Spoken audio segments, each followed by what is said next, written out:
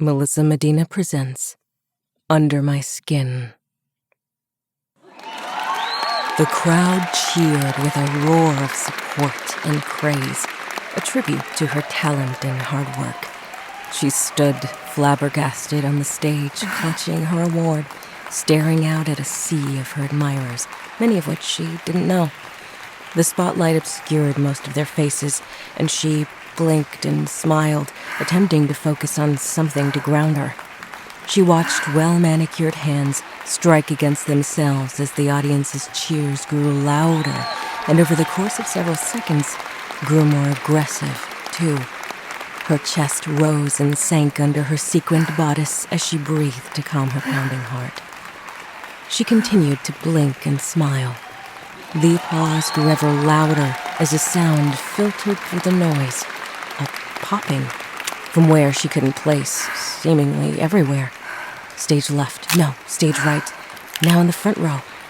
She lifted her forearm to her brow to obscure the light and witnessed a sea of menacingly plastered grins and clapping hands. The crowd swelled to a deafening roar until suddenly she heard a crack as wrists gave way with the sickening and now familiar sound. The applause slowed for only a moment as one would view their broken and mangled wrist unaffectedly, then flip their hands so as to continue clapping with the limp, bludgeoned hand. And then, crack, the second wrist gave as flesh tore, blood rose, and bone began to protrude through the skin. Still they clapped.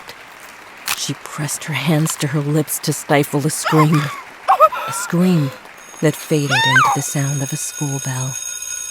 Rachel awoke, jarring herself loose from her dream, stiffening as she blinked angrily at the sun, an unwelcome spotlight.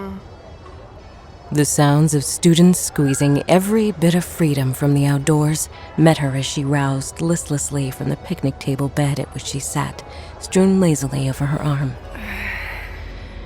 Rachel focused for a moment out into the woods that stood flanking the buildings. The trees were supposed to make the brutalist design of the school more organic, but Rachel mused that they just felt even more oppressive than the school itself, cutting them off from something better that must surely be on the other side. She rolled her neck and rubbed it loose from the stiffness of her lunchtime nap when her awakening ritual was interrupted by a hard and intentional bump from Tara, who was animatedly flailing, recounting one of her latest shopping exploits, no doubt. What the ever-loving fuck, Tara? Rachel spewed involuntarily. Oh my god! Excuse me, she said with sing-song sarcasm, and continued to float her way back to the school where she belonged, and where Rachel did not. If it wasn't her thick, curly black locks strewn aimlessly atop her head, tied haphazardly into an I-don't-give-a-shit bun, it was her plainness. If it wasn't her plainness, they found some other reason to make fun of her, like her mother. So, what's it like having a whore for a mom? When you go to visit, do you and your mom, share the men that come in and out of there? Is it like a timeshare sort of situation? I'm just trying to get the logistics of this whole thing. Tara teased on one occasion, surrounded by her ever-growing legion of lackeys. You know, I've been meaning to ask how you charge for all the time in your vagina. Is it by the hour? By the dick? I mean, you're the pro. You tell me. Rachel shot back in a mocking approximation to Tara's sing-song voice. Rachel wasn't one to put up with being bullied, and yet somehow her defiance drew Tara in even more. Likely because Rachel was one of the only people who didn't ceaselessly fall into Tara's orbit. She expected everyone to fall in line, to worship at the altar of her magnanimous personality, her social media following, her wardrobe, her car, and, if all else fails, her perfect body.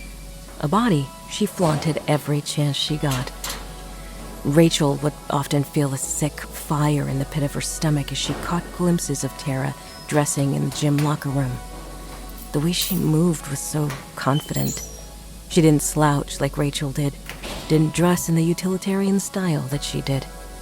As Tara leaned over, Rachel would secretly covet the gap between her thighs, the smoothness of her skin, and look down with disgust at her own body. Everything that Tara's wasn't, it seemed. Rachel knew better than to look too long, and she was convinced the best thing to do to beat Tara was to understand her.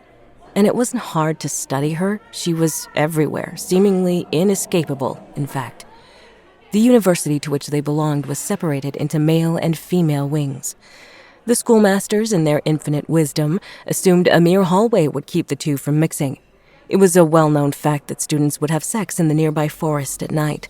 Sometimes you couldn't tell whether the moans and howls were the local fauna or the local students, sometimes the local staff. On several occasions, Rachel had even seen Tara sneak into the darkness, guiding one of the various boys in her stable of admirers ever deeper into the forest. Rachel's bedroom window peered over the steep precipice at the mouth of the woods.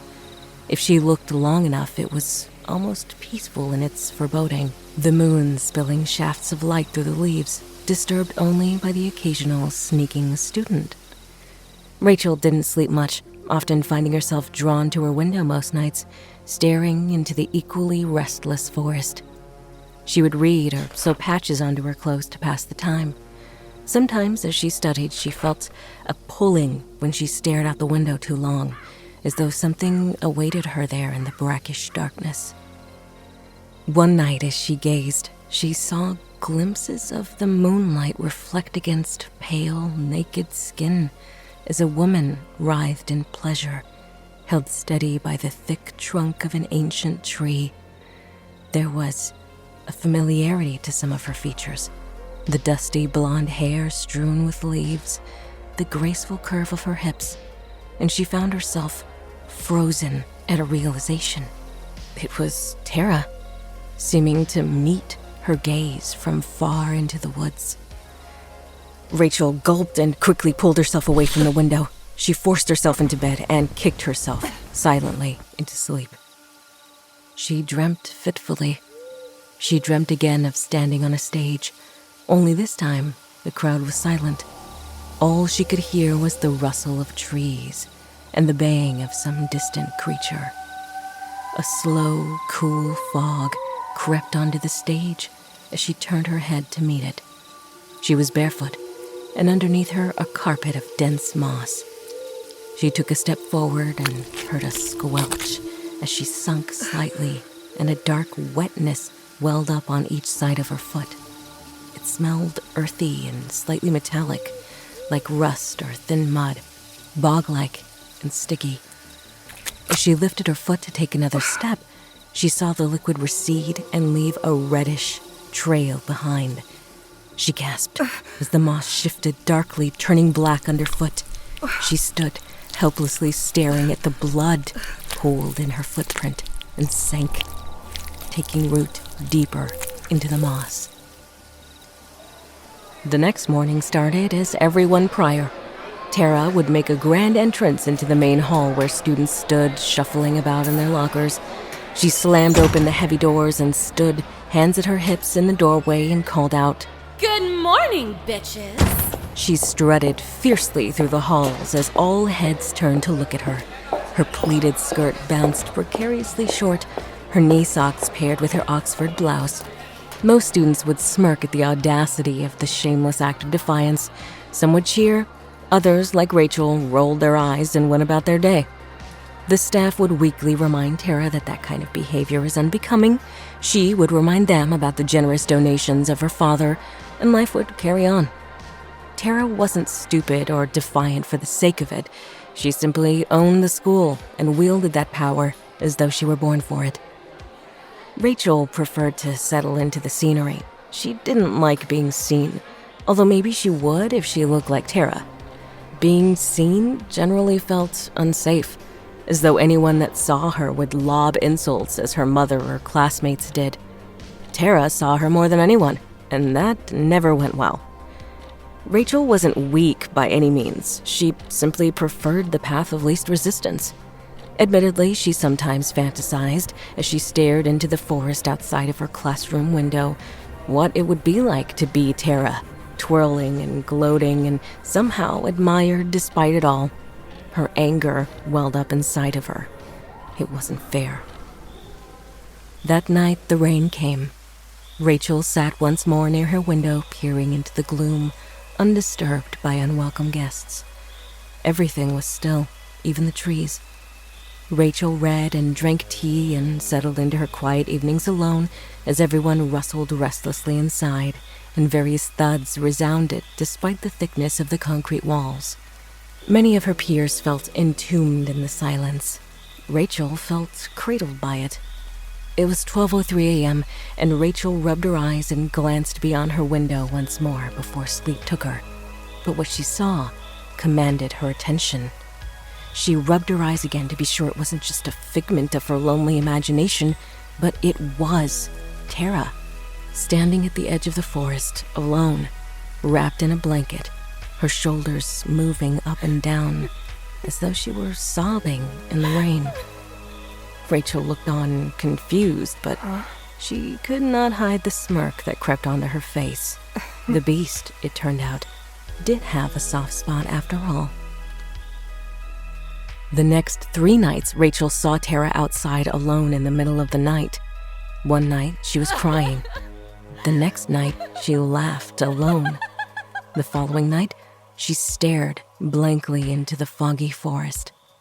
It was hard for Rachel to not look forward to these moments of schadenfreude, even though she didn't understand them. For years now, Rachel wanted Tara to suffer, to feel an ounce of the discomfort with which she lived every day. And now, she had it.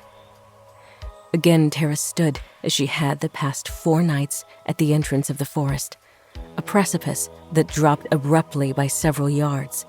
She shrugged off the blanket to reveal her naked body as she stared into the woods. Rachel's eyes darted around the building, wondering if anyone else could see her.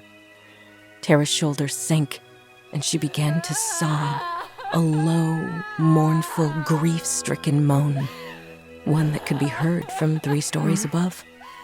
Rachel stifled a shocked, almost impressed snicker at how embarrassed Tara would be if someone saw. And yet, minutes passed and no one stirred. As much as she enjoyed watching Tara in pain, she no longer felt compelled to hate her. In fact, as Tara stood pitiably in the dark, Rachel felt her edges had somehow dulled, worn away, perhaps, by her tears. Rachel decided that no one, not even Tara, should be left like this. She sighed, slightly annoyed with herself, and questioned why she would ever help someone like her. After a moment's hesitation, she found herself reflexively grabbing her favorite jacket, strewn with patches she had sewn on herself. She ventured down to the mouth of the woods, planning to at least help Tara cover herself. Rachel stepped onto the grassy inlet at the precipice of the woods, where the girl stood crying and lifted the blanket from the grass. Tara's head turned sharply, but not so far as to tear her gaze from the woods. Rachel frowned slightly and approached as one would a wild animal. Look, I don't know what it is, but you should probably come in now, she said as she moved to place the blanket over Tara's shoulders. Tara blinked, and tears that had been held in her eyes freed themselves and cascaded down her cheeks. I don't know what's going on. I can't. She gave a slight, I can do it myself huff, wiped her tears, and grabbed at the blanket as Rachel placed it on her shoulders, attempting to recover some of her normal panache. She knew Rachel wouldn't buy it. I just don't understand, she said distantly. I keep finding myself right here. Every night. I know. What do you mean, you know? Tara demanded as she sized her up in her periphery, still unable to fully pull her gaze from the woods. I've seen you, heard you too, Rachel responded quietly. I didn't want to interrupt if it was some freaky sleepwalking thing you do now or something, but you should probably not make a habit out of standing out here naked. Call me crazy. You're crazy, Tara jabbed with her usual attitude. Says the naked girl. Rachel jabbed back. They both stared at the other in the quiet gloom and shared a smirk. This was the closest they had ever been without one of them on the attack. Look, are you okay? Rachel probed in a slightly concerned yet annoyed tone. I honestly don't know. Tara responded with disarming vulnerability. She turned to face Rachel, searching her eyes. There's just a lot going on in my head. I know I act out a lot or whatever, but I need something real for a change. To not pretend anymore. Tara reached a hand out to Rachel, softly pulling a fallen leaf from her hair. In an instant, she fell into her, kissing her violently and passionately, as though releasing the guilt of every hurtful thing said or done. Rachel pulled back in shock, a look of anger on her face. How dare she, after all this time? Tara appeared equally shocked and angry. Whether with herself or with Rachel, it wasn't clear. Realizing her advance was not well received, she desperately pushed Rachel away, stammering, Fucking dyke! Rachel stumbled back toward the steep precipice of the forest, grabbing the blanket that held Tara as she fell. They tumbled for what felt like an eternity, beyond the precipice into the blackness of the empty forest. A visceral orchestra of snaps, cracks, and thuds ensued as Rachel saw, in a brief moment, Tara's head snapped back by an ancient tree branch. The forest seemed to roar and spin. The trees groaned and shook, whispering a protest. Everything at once was black. Rachel blinked. She couldn't tell if the blackness was death or the darkness of the forest into which they tumbled. She groaned and engaged her shoulder to move her arm. Her left arm rose limply, then collapsed with a snap at the elbow, exposing tissue and bone. The blood from the new wound drifted down, mixing with the flecks of green and brown forest dirt. She winced as an automatic reaction, though she could feel no pain, and attempted to turn her head, hearing only a crack and a gurgle. From her periphery, she could see a body not far from her. It did not stir. Rachel attempted to lift herself from the forest floor and succeeded, briefly, to catch a glimpse of herself. Her legs were bent in all directions at each joint, blood and leaves mixed. From her torso rose icebergs of errant ribs from their meaty mounds of flesh, aside several sharp branches that had pierced through her. As she surveyed her body, she felt her neck give way and her head snap back, no longer supported by bone. Still, she felt no pain.